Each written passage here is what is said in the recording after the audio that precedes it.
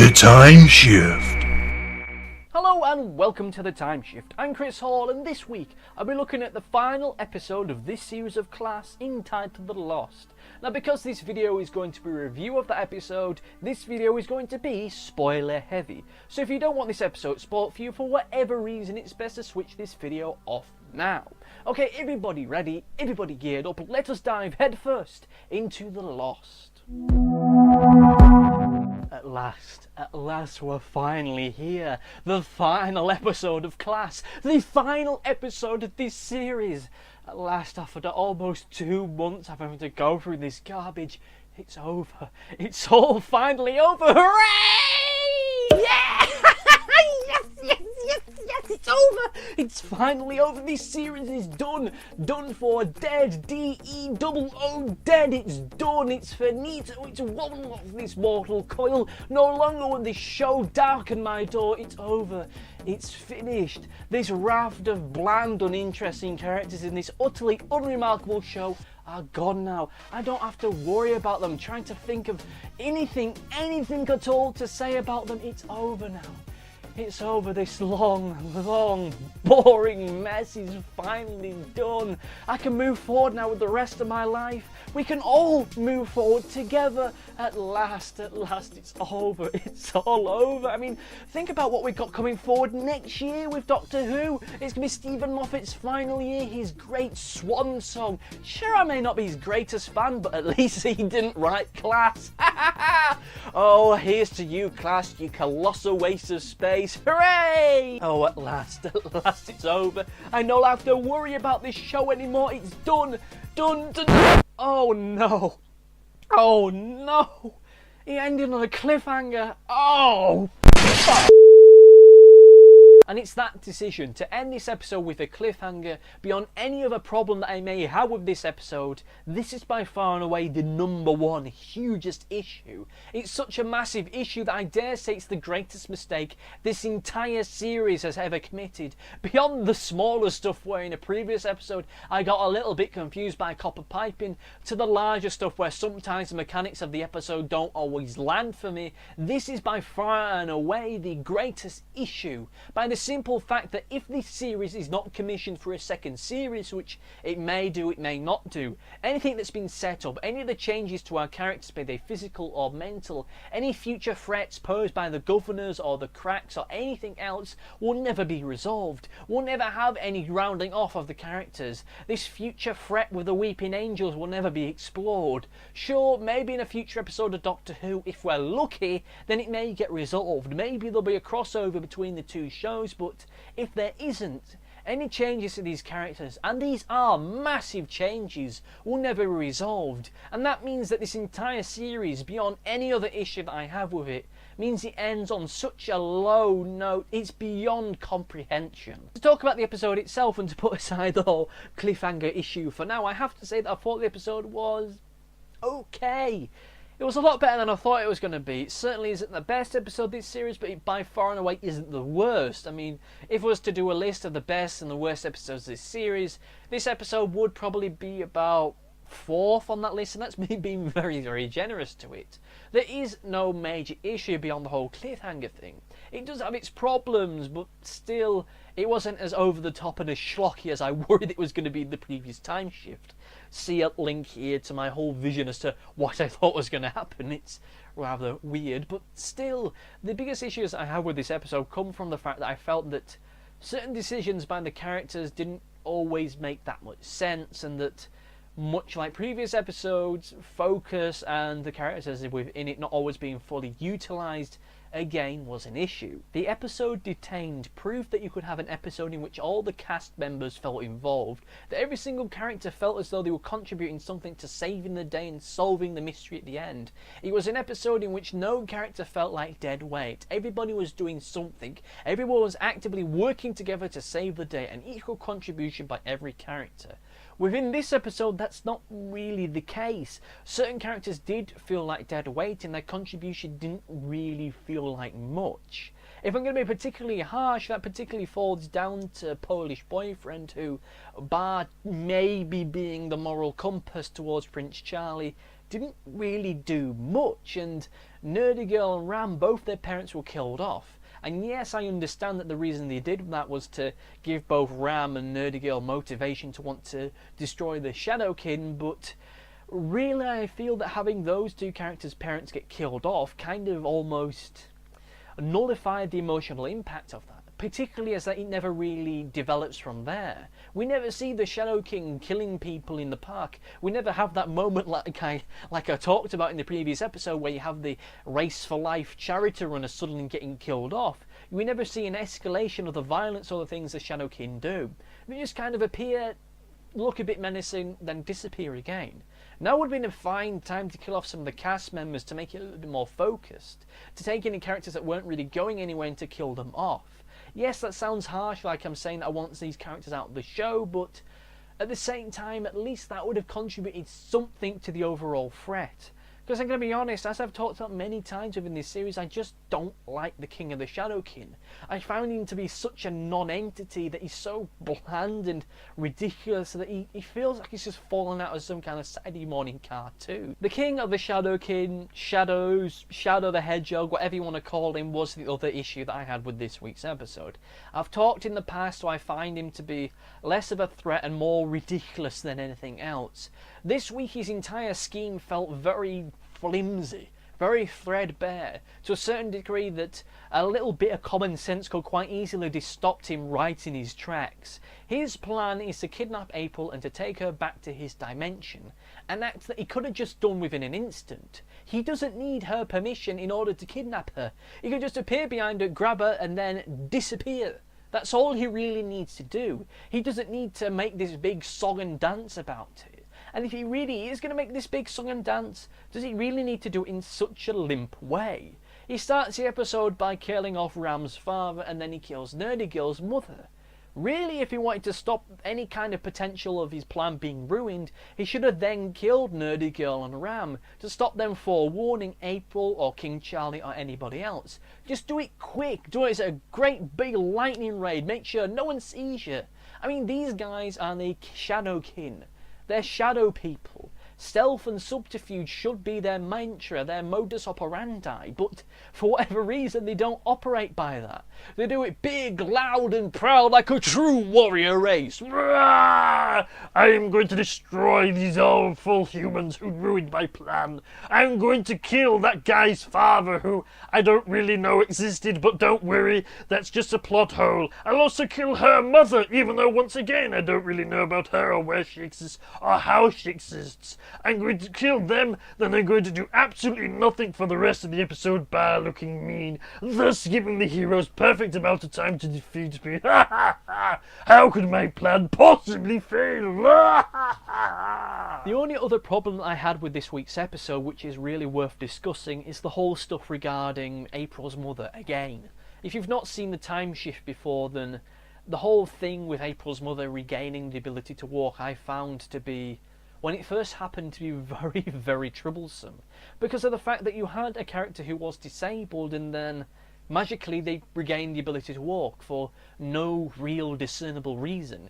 It didn't change or alter that character by any real means. That character didn't become more a part of the episode, and within this episode her having the ability to walk again didn't really affect anything.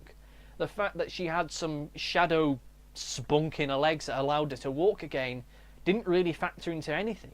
He didn't make it so that, oh, April's mother may also die when April dies or anything like that. No, she just lost the ability to walk again. An ability that we never really saw her do. Which makes me worry that the actress that they had to play April's mother couldn't walk anyway. So they just pretended that she could within the episodes. Why? God only knows, because it didn't really add anything. It didn't change anything. The reason why I find it so troubling is that this show, when you look at how the casting is made up, it's plainly obvious that they're wanting to represent a broad demographic, that they're wanting to represent different people, different ethnicities, different sexualities and different backgrounds, and yet the only characters that we've had that really should or could be disabled just magically get over it. Ram, when he loses his leg in the first episode, gets a robot leg and then he can walk again. He should really be disabled at this point. He should be having to deal with that being a factor of his life. He only really does that within the second episode and then not really again. April's mother is revealed to be disabled, I think also in the second episode, it may be the third episode. And when that happens, what happens with her? Oh, she gains the ability to walk again. Why? Just because, really. And I find that to be really agitating to me. I'm not going to dwell on it too far. I may discuss it in greater depth at a later point, but for now, let us move forward and talk about performances. And so the performances, what did I think of the performances as a whole? Everyone was okay. There was no one within this episode that really stuck out to me, either positively or negatively. The only worthwhile performance within this episode was Catherine Kelly as Miss Quill. She's really turned a corner for me, and it's only a shame that she's turned a corner for me as regards the character so late into the series. I mean, my God, she was the best character in this episode. She was plucky, she was enjoyable, she was funny. It's just a shame that we may or may not see this character ever again in either Class or Doctor Who, depending on whether or not he gets commissioned for a second series. The only other things I have to talk about in regards to performances is more in regards to the characters themselves and some of the weird decisions that they picked. Like the bit where Nerdy Girl asks Miss Quill to teach her to fight. And my response to that is, yeah, sure. We'll teach you how to fight. We can do that. We can perfectly do that. I mean, to teach you how to fight, that's only going to take, what? A year? 2 years maybe? Let me just hop into our hyperbolic time chamber and then we'll train for a little while. An hour within the hyperbolic time chamber only equates to a year within there, so you know, it's fine. We've configured it so that it works that way. Oh, good grief. Seriously? Seriously, she thought that she'd be able to be taught how to fight in the space of a matter of minutes. And yet somehow she's able to do that. Somehow it worked. She's kicking Shadow Man arse left, right and centre. Again, the King, the Shadow King, they can appear and disappear at will. So why didn't they do that? You have one of them fighting someone at the front, you have another one appear behind them and stab them. That's all they needed to do, and yet magically they don't do that. Because again, within this show, common sense doesn't seem to bloody exist. My God. I think that the Shadow King, despite the fact they may be the most powerful dum-de-dum-de-dums ever in Doctor Who, they probably are the worst reoccurring bad guys ever. They're so inept and so bloody bumbling, it's astounding. Oh my God, and of course, and this isn't a character bit per se, but when April was killed, and you had the twee, shitty, hipster indie pop song coming on, oh, black is the colour when miserable things happen. That was just so bloody terrible. She falling in slow motion. Everyone was there like, ah. I mean, my good grief, seriously? And of course, the opening episode, it starts with April lip-syncing to this Lost song. Not a song by the Lost, but a song where she sings about, oh, the lost are the lostiest losts that ever have been lost. Oh, God blimey, it's sad when people are lost. And then Ram's father died while she's singing this song about people being lost. Then magically Ram's able to teleport to where she is in the bar and go, oh, April, fuck me, it's all gone to fucking shit now. Oh, no. And of course, not Michelle Godez was killed off in this episode because, fuck it, we need to set up the threat for next series if there's going to be one. Oh, good Lord. Oh, Jesus Christ. Seriously. The slightest bit of common sense would have saved the day. It really would have, but you know what, let us not dwell on that. Let us just dive headfirst into the overview. So, the overview, what did I think of the episode as a whole? Well, like I said previously, it was okay. Fine.